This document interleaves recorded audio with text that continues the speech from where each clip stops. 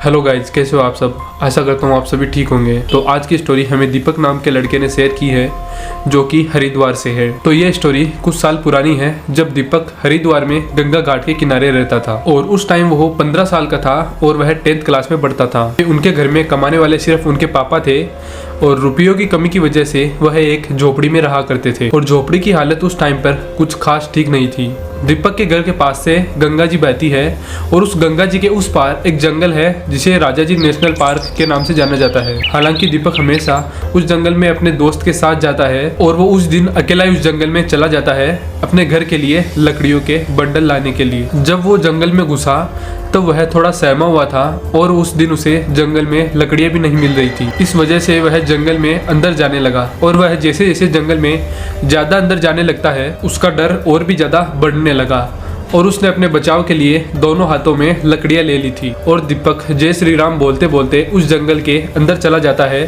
और वह जंगल के अंदर जाते जाते जय श्री राम ही बोलता रहता है। कुछ दूर जाने के बाद में दीपक को जमीन के अंदर एक लकड़ी धसी हुई मिलती है और उसे निकालने के लिए दीपक उस लकड़ी के पास चला जाता है। तो दीपक उस खंबे को बाहर निकालने की कोशिश करता है लेकिन उस टाइम तक दीपक मुख्य राजाजी नेशनल पार्क के एकदम बीच में पहुंच जाता है जो कि गंगा जी से उस जंगल की तरफ 300-400 मीटर की दूरी पर था। इतने में ही दीपक को उस जंगल में फूस की झाड़ियों की हटाने की आवाज और उस झाड़ियों में से दीपक की तरफ किसी वस्तु की आने की आवाज उसे सुनाई देती है। इसे देखकर दीपक डर जाता है और दीपक उस टाइम पर झाड़ियों के पीछे छुपकर देखने लग जाता है कि इस जंगल में कोई और आदमी या कोई जानवर तो नहीं है। लेकिन थोड़ी देर बाद उस जंगल में उसे एक चीते या एक बाघ की गुर्राने की आवाज सुनाई देती है। दीपक डर जाने की वजह से उस जंगल में ये तो पता नहीं लगा पाता है कि वह जानवर कौन सा था, लेकिन उसे इतना तो पता चल जाता है कि वह जानवर कोई बिल्ली की प्रजाति का ही था और वो जानवर दीपक से ओनली 30 मीटर की दूरी पर ही था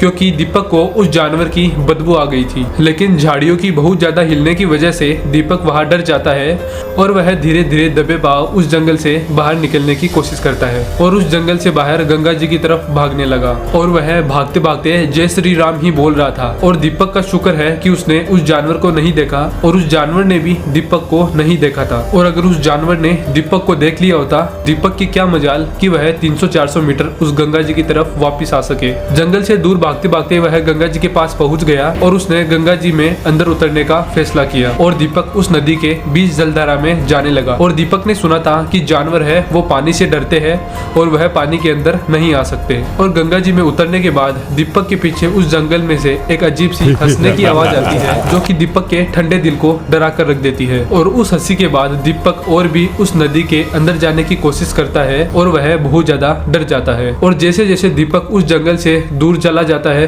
वैसे ही उसे उसके पीछे से एक और आवाज सुनाई देती है। इस आवाज को सुनकर दीपक काफी ज्यादा डर जाता है और दीपक जब इस स्टोरी को लिख रहा होता है तभी लिखते लिखते भी वह अपने पास में इस चीज को महसूस करता है कि मेरे पास में कोई और व्यक्ति है तो नहीं। फिर दीपक ने अपने घर को उस नदी से बहकर जाने की ही सोचता है क्योंकि उसका घर उस नदी के जस्ट सामने ही था। और उसी दिन दीपक ने भगवान को अनुभव किया क्योंकि उनका नाम लेकर ही दीपक उस जंगल से बाहर निकल पाया। और उस टाइम पर दीपक की एग्जैक्ट लोकेशन 12 नंबर भूमि निकेतन घाट पर थी। ऐसा कहा जाता है कि वहां पर बहुत सारे लोगों की डेड बॉडीज मिलती है। ऐसा दीपक का कहना है कि वो डेड बॉडीज उन लोगों की होती है जो कि इस गंगा घाट में बहकर मर जाते हैं। पहले तो दीपक को यह पता नहीं चलता कि यह उसके साथ क्या हो रहा है, लेकिन जब वह गंगा जी में उतरता है और अपने घर की तरफ वापस जाने की कोशिश करता है तब उसे पता चलता है कि यह उसके साथ एक भूतिया घटना होने वाली थी। तो ये थी आज की स्टोरी। आशा करता हूँ ये स्टोरी आप लोगों को पसंद आई होगी और अगर आप लोगों को ये स्टोरी पसंद आई है तो वीडियो को लाइक और चैनल को सब्सक्राइब कर दीजिए। मिलते हैं ऐसे ही नेक्स्ट वीडियो में, तब तक के लिए बाय।